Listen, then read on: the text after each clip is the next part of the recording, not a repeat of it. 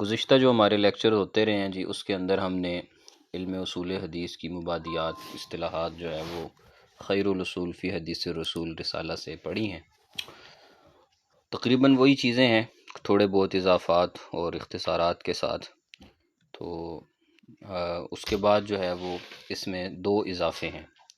ایک تو یہ کہ جو علم اپنا متن حدیث کے حوالے سے جو اصطلاحات ہیں وہ بھی ہیں، اور پھر متن کے اندر جو احادیث کے اندر جتنی حدیث کے اندر اصطلاحات بیوع اور جتنی چیزیں بیان ہوئی ہیں سلیبس کے مطابق، وہ ساری اصطلاحات بھی اس کے اندر موجود ہیں، انشاءاللہ ہم پڑھتے جائیں گے۔ جی، اصول حدیث کی تعریف ہم کر چکے ہیں کہ علم اصول حدیث وہ علم ہے جس کے ذریعے حدیث کے احوال معلوم کیے جاتے ہیں، اور اس کی غرض و غایت میں ہم نے پڑھا تھا کہ مقبول پر عمل کیا جائے اور غیر مقبول سے بچا جائے، اور اس کا موضوع جو ہے وہ علم اصول حدیث کا موضوع حدیث ہی ہے۔ حدیث کی تعریف رسول اللہ صلی اللہ علیہ وسلم سے جو بھی قول ہو، فعل ہو یا تقریر ہو، وہ حدیث ہے۔ اور خبر کی تعریف یہ آگے تفصیلاً آ رہی ہے۔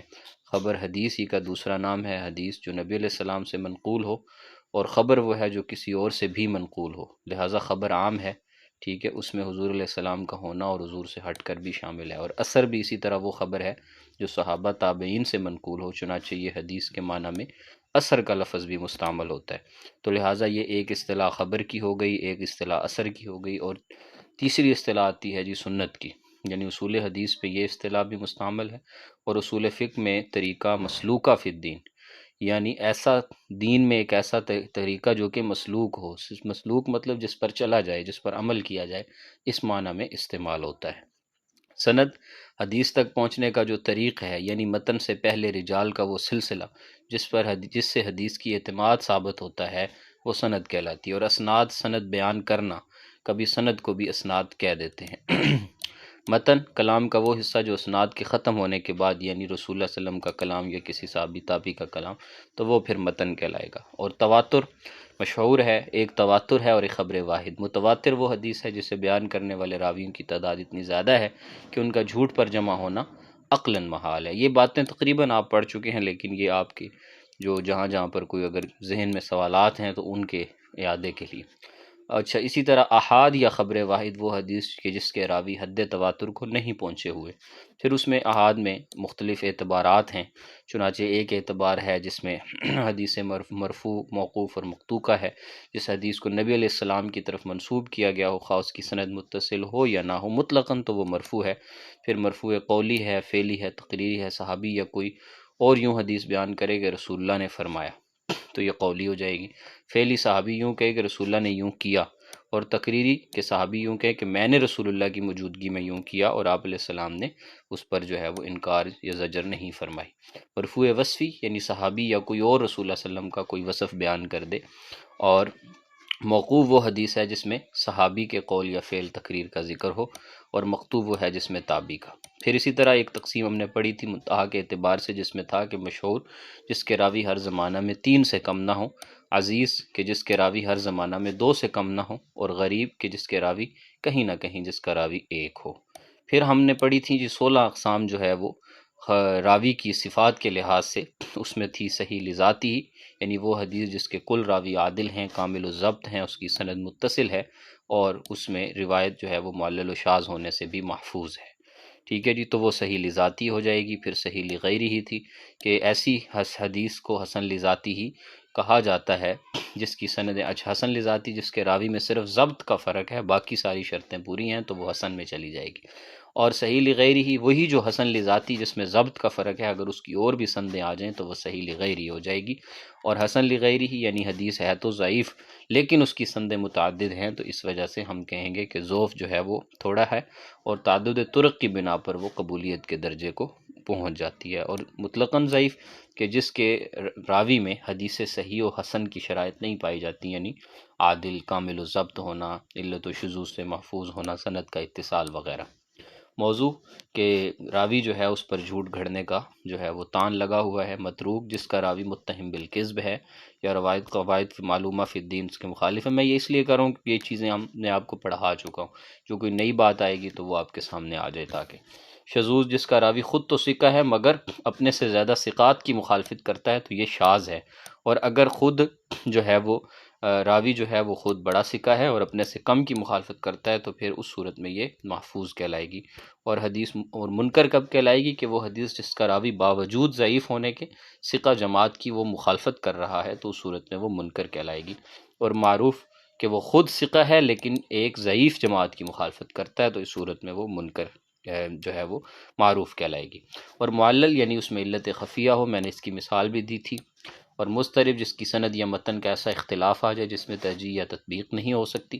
اور مقلوب یعنی کہ وہ حدیث جس میں بھول کر یا متن یا سند کے اندر ایسی تقدیم و تاخیر ہو کہ جو اب پتہ نہیں چل رہا، یا ایک راوی کی جگہ دوسرا راوی آ گیا۔ اسی طرح مصحف تھا، تصحیف تھی، یعنی وہ حدیث کے باوجود صورت خطی کے باقی رہنے کے نقطے کی تبدیلی، حرکت کی تبدیلی، سکون کی تبدیلی، تو یہ تینوں چیزیں شامل ہیں۔ آج بھی میں نے ایک سوال اس میں طرح کا دیا ہوا ہے۔ اچھا جی، بعض اوقات مصحف کو محرف بھی کہتے ہیں۔ اچھا جی، اس طرح جو ہے وہ مدرج یعنی جس میں راوی اپنا کلام درج کرے۔ اب یہاں تک یہ 16 قسمیں مکمل ہو گئیں جو کہ راویوں کی صفات کے لحاظ سے تھیں۔ اب اس کے بعد یہ پھر 8 قسمیں آ جاتی ہیں جی، جس کے اندر متصل ہے جو مطلقاً جس کی سند کے راوی پورے ہیں، مسند ہے کہ جس کی سند رسول اللہ تک متصل ہے، منقطع ہے جس کی سند متصل نہیں، مطلقاً کہیں سے راوی گرا ہے۔ پھر آگے اس کی مزید وضاحتیں ہیں۔ اگر تو وہ جو راوی شروع سے گرا ہے ایک یا ایک سائد تو معلق ہو جائے گی، درمیان سے گرا ہے تو معضل ہو جائے گی، اور اسی طرح مرسل کے اگر سند کے آخر سے گرا ہے۔ اور مدلس راوی تدلیس کرتا ہے، اپنے شیخ کا نام یا شیخ کے شیخ کا نام چھپا لیتا ہے تو وہ تدلیس ہے۔ معانن جس میں عن کے ذریعے کلام ہو، اور مسلسل کے جس میں صیغ اور ادات کے لحاظ سے جو ہے وہ یعنی وہ حدیث کے جس کی سند میں صیغ ادا یا راویوں کی صفات یا حالات ایک ہی طرح کے ہیں۔ اسباب تان، یہاں سے ایک نئی بحث ہے جی، اس کو دیکھ لیجئے، اور یہ بڑا ضروری بھی ہے، سوال اکثر اس میں آ جاتا ہے کہ اسباب تان وہ اسباب جن کی بنا پر کسی راوی کی حدیث ضعیف قرار دی جاتی ہے۔ یہ اسباب تان 10 ہیں۔ ایک ہے جی کذب، جھوٹ بیانی، حدیث میں نبی علیہ السلام پر جھوٹ بولتا، یہ اوپر بھی ہماری بات گزر چکی ہے۔ اسی طرح جی تہمت الکذب، یعنی متہم بالکذب کہتے ہیں کہ حدیث نبوی میں تو جھوٹ نہیں بولتا لیکن عام گفتگو میں جھوٹ بولتا ہے تو وہ متہم بالکذب کہلائے گا۔ اسی طرح جی فحش الغلط، راوی کی غلطیوں کا اصابت سے زیادہ ہونا، یعنی فحش الغلط کا مطلب یہ ہے کہ جھوٹا تو نہیں ہے لیکن معاملات میں، چیزوں میں جو ہے وہ عوام الناس میں اس کا تاثر اچھا نہیں ہے، اس کو جو ہے وہ فحش الغلط کا سمجھا جاتا ہے، تو ایسا بندہ جو ہے اس کی بھی جو ہے حدیث اس کی بھی نہیں لی جائے گی۔ شدت الغفلہ، یعنی روایت کے سننے اور سنانے میں اس کی غفلت بہت زیادہ ہے۔ فسق خواہ قولی ہو یا فعلی ہو، فسق کا مطلب سرعام کوئی کبیرہ گناہ جو ہے وہ کرنا تو وہ فسق کہلائے گا۔ اسی طرح جی الوہم، وہم روایت کو بیان کرتے ہوئے اوہام وغیرہ میں مبتلا ہوتے ہیں، بعض لوگوں کو بیماری بھی ہوتی ہے وہم کی، تو وہم جو ہے وہم والا بندہ بھی جو ہے اس کی بھی حدیث جو ہے وہ نہیں لی جائے گی۔ اسی طرح جی مخالفت الثقات، یعنی حدیث بیان کرنے میں ثقات کی مخالفت کرے، ٹھیک ہے جی، ثقات کا شریک ہو تو عام طور پر ان کا موافق نہ رہ سکے۔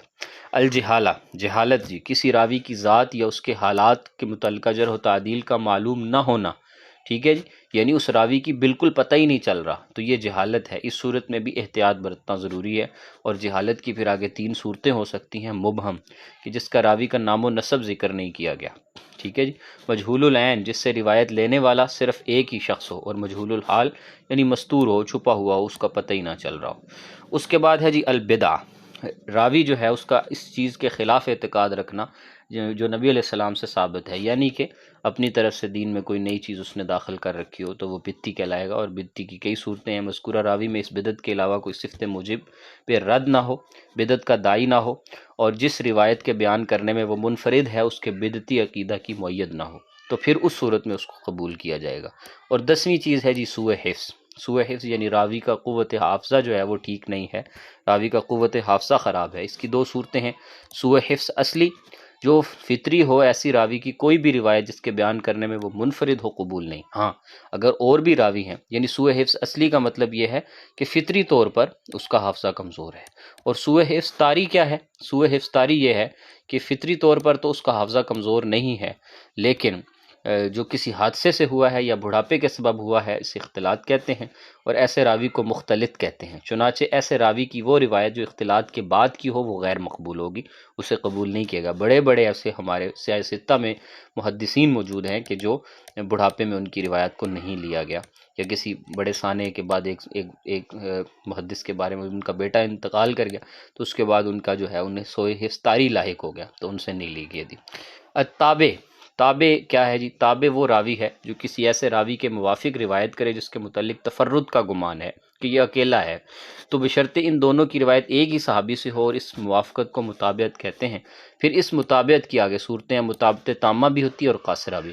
موافقت کرنے والا دوسرے راوی کے شیخ ہی سے روایت کرے تو یہ پوری مطابعت ہوگی، اور قاصرہ کے موافقت کرنے والا دوسرے راوی کے شیخ سے نہیں بلکہ اوپر کے کسی اور راوی سے روایت کر دیتا ہے تو پھر یہ مطابعت قاصرہ ہے۔ لیکن یہ جو مطابعت ہے نا، یہ مطابعت حدیث کی صحت کے، حدیث کو جو ہے وہ صحیح بنا دیتی ہے۔ شاہد، شاہد ایک اس کے اندر جی شاہد ہے کہ اگر کسی حدیث پر غرابت کا یعنی نامانوس ہونے کا، یعنی ایسی حدیث جو سنی نہیں گئی نامانوس ہے اس کا گمان ہے، اور کسی دوسرے صحابی سے اس کے موافق روایت مل جائے تو دوسری روایت کو شاہد کہیں گے کہ یہ اس پر گواہ ہے کہ یہ روایت ٹھیک ہے، اگرچہ غرابت ہے اس میں، لوگوں نے سنی ہوئی نہیں ہے، پہلے راویوں کو پتہ نہیں، لیکن اس کو قبول کیا جائے گا۔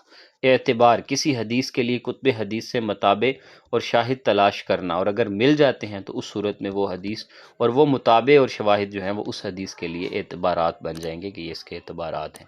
العالی النازل، اگر ایک حدیث کی دو سندیں ہیں، اس میں سے ایک سند کے واسطے دوسری سند کی نسبت کم ہے تو کم واسطوں والی سند عالی کہلائے گی، اور زیادہ واسطوں والی سند کو نازل یعنی نیچے کے درجے والی کہیں گے۔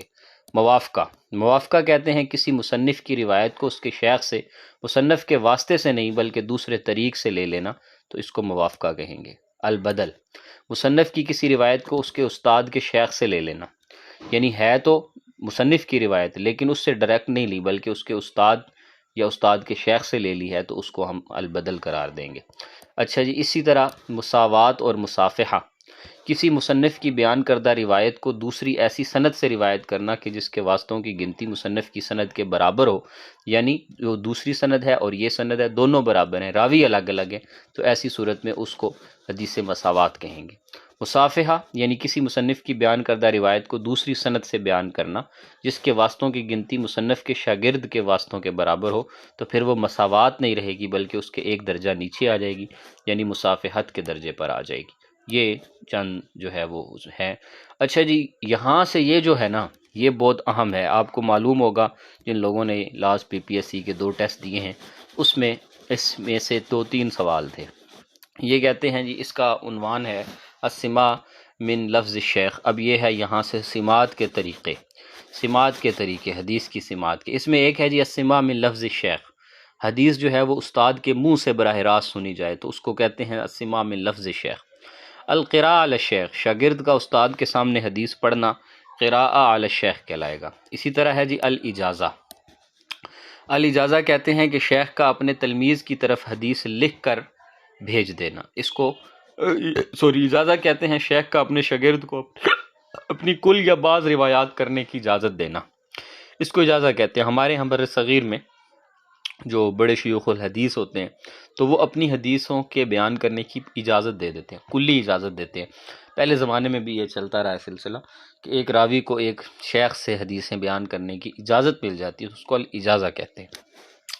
اب یہ جو طریقے لکھے ہوئے ہیں نا سارے، یہ یعنی ہر پہلا طریقہ دوسرے سے زیادہ صحیح ہے، لہذا پہلا طریقہ سماع من لفظ الشیخ، یہ تو بہت بڑی بات ہے، قراءۃ علی الشیخ یہ اس سے پھر نیچے ہے، اور الاجازت تیسرا نمبر ہے۔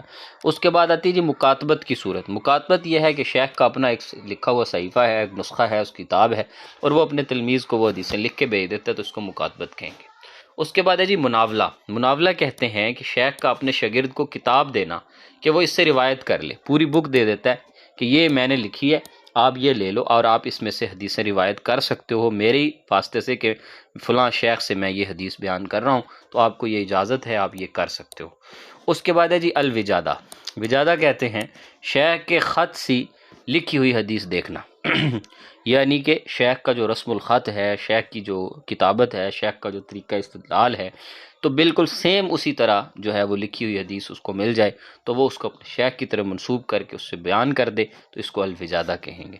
اس کے بعد ہے جی الاعلام، محدث کا کسی کو بتانا کہ فلاں کتاب یا فلاں روایت میری مرویات سے ہے، اور مثال کے طور پر یعنی کوئی بڑا محدث ہے، اس نے ایک بڑی کتاب لکھی ہے اور اس میں سے آگے پھر حدیثیں لے کر چھوٹی کتابیں لکھی گئی، اس میں سے کوئی کتاب لکھی گئی ہے، اور محدث یہ بتا رہا ہے کہ وہ جو چھوٹی کتاب ہے وہ دراصل میری ہی کتاب سے لکھی گئی ہے، لہٰذا اس سے حدیث بیان کر سکتے ہو، تو اس کو الاعلام سے تعبیر کریں گے۔